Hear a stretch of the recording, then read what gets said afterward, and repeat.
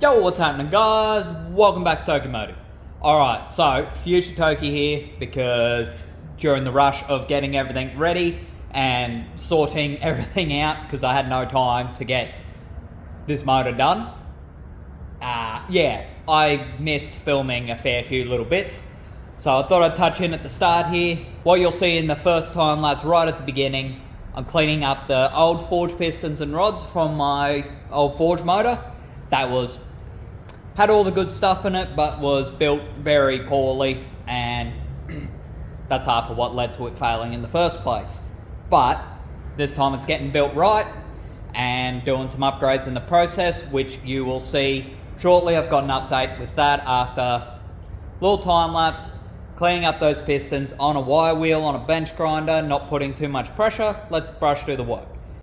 And then little trick for cleaning out your ring lands is get an old ring. Some are brittle and snap, some just bend, but whether it bends or snaps, just use the nice clean face that's not all scratching and just clean out all the oil coking and gunk and crap that builds up in there. So I thought that was valuable info for anyone messing around rebuilding the motor and reusing parts, so thought I'd touch on that here. But I'm not going to keep you any longer at the start here.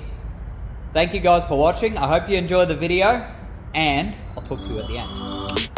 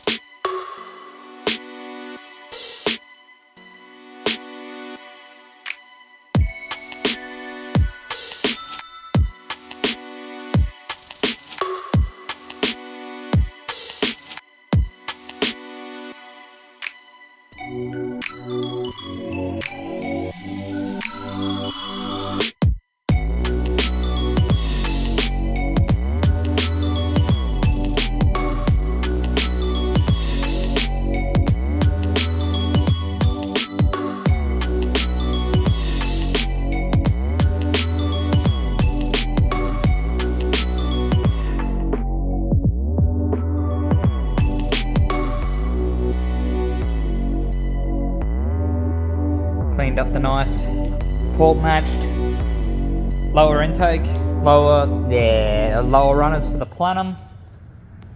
Started cleaning up the Plasma Man top half, getting it all ready to go. It's still full of oil and pieces of piston, so that's got to be cleaned more. Rails all off, everything's off of that. That's ready to go on. BURTO got back to me with my crank. Big thank you to BURTO and G&T Performance for doing some head mods for oil drainage to help with that. Clean grub screw the crank. And then I've got the block. This has all been cleaned out. I'll show more later. All fully cleaned out. All the oil galleries fully cleaned. Fresh dowels. Got rid of the bypass valve for near the oil filter. Face it, if you are letting your particularly performance-based like drift engine go to the point where the oil filter is so clogged it needs to bypass oil, you're probably doing enough damage as it is. Probably better off not to give it the option to bypass crap. So, fair enough. And there's some more oil drainage mods done to this, but it's all fully cleaned, honed, cross-hatched, everything. I've nipped my rings already because I got a machine that will do it precisely and takes him 2 minutes to set the ring gaps. It would take me like 4 hours, so massive help there.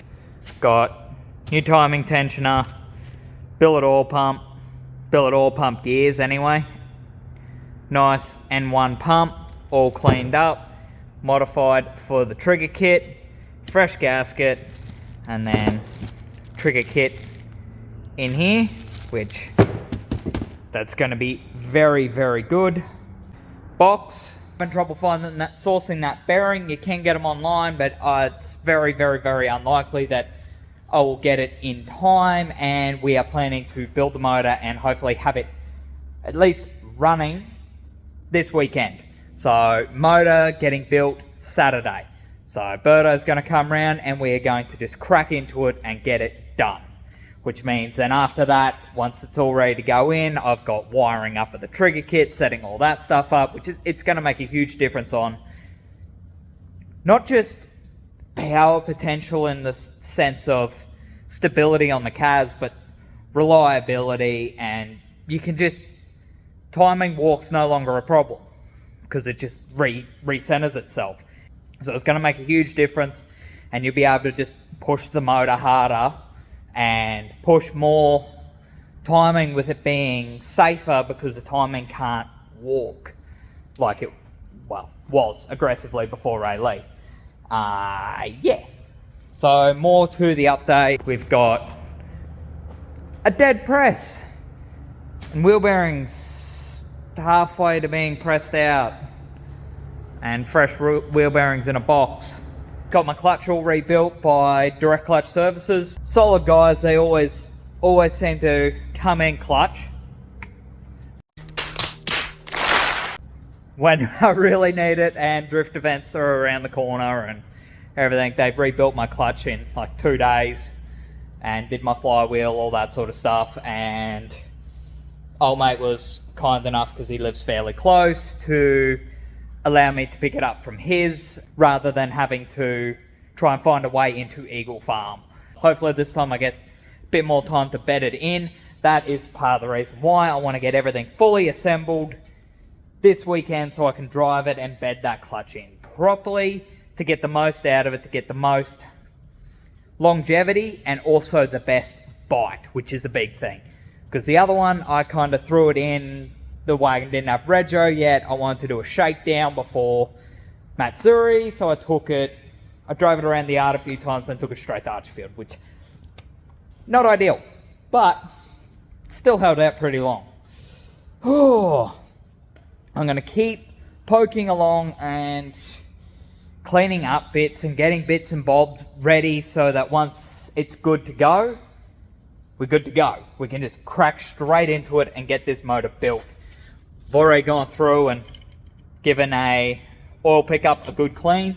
Unfortunately, I couldn't get the funds together to go like a baffled sump or anything like that yet, but eventually, like, because I want to get proper serious with my drifting and improving my skills, and then potentially even go start trying to do comps next year once I'm better with my tandems and used to that hydro, and the car's sort of reliable and I can sort of trust it a bit more. That's why I'm rebuilding the forge motor and going pretty nutty with it and selling up a bunch of stuff just to fund it, because I don't want to be dealing with $800 marketplace buy that you slap in with a set of head studs and hope it's good, get 12 months out of it, or to put it in and it's shit and you got to replace a bunch of stuff and you work out it's got like 90-80 psi compression or something like that. I just want to put it in and drive, but there's more upgrades planned. It's just need funding, and unfortunately I'm funding everything off selling off some old parts and my day job, which is not ideal because this ain't making me money yet. Will one day, but not yet. Not making money from driving either. Not making money from none of this, but I enjoy it, so it is what it is. Whew. With not being able to get that bearing, this thing, that's all the wear that's put on it. These were found in the oil like 2 years ago. So, not too concerned, just going to sort the bolt that wound itself loose and allowed for the selector shaft to dick flop all over the place. That bastard's getting red Loctited in.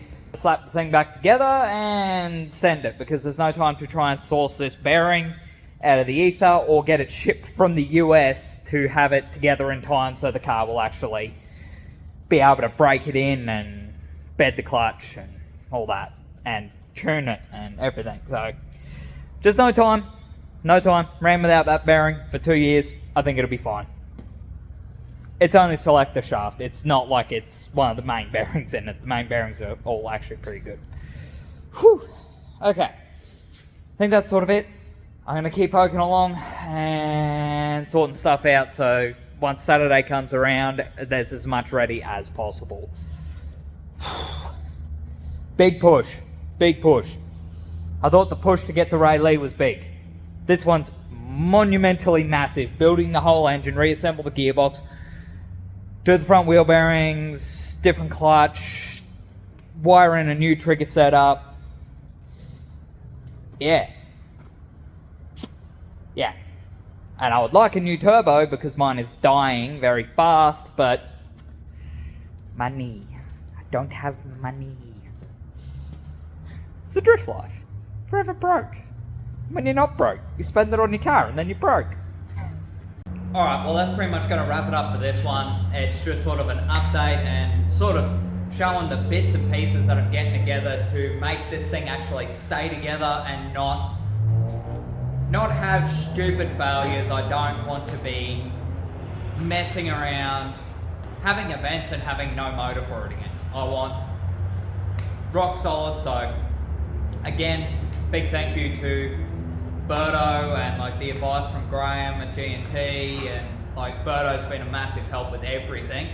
Direct clutch as well for the speedy hookup on that clutch, getting it rebuilt. Just everyone that's making it possible to get it back together and sorted and in a better state than it's ever been. But I'm not going to keep you for any longer here at the end. Get ready for the next one because we put together, well, BURTO puts together the motor in a stupidly quick time. But anyways guys, that's going to be it. Thank you guys for watching. I appreciate you guys as well, as always. Leave a like if you enjoyed the video. I'll leave the links to G&T and BURTO and direct clutch and stuff in the description because not asked to, but they helped me out, so I will. And now I'm doing weird hand things again. But anyway, that's it. Thank you guys. I'll see you on the next one. Peace.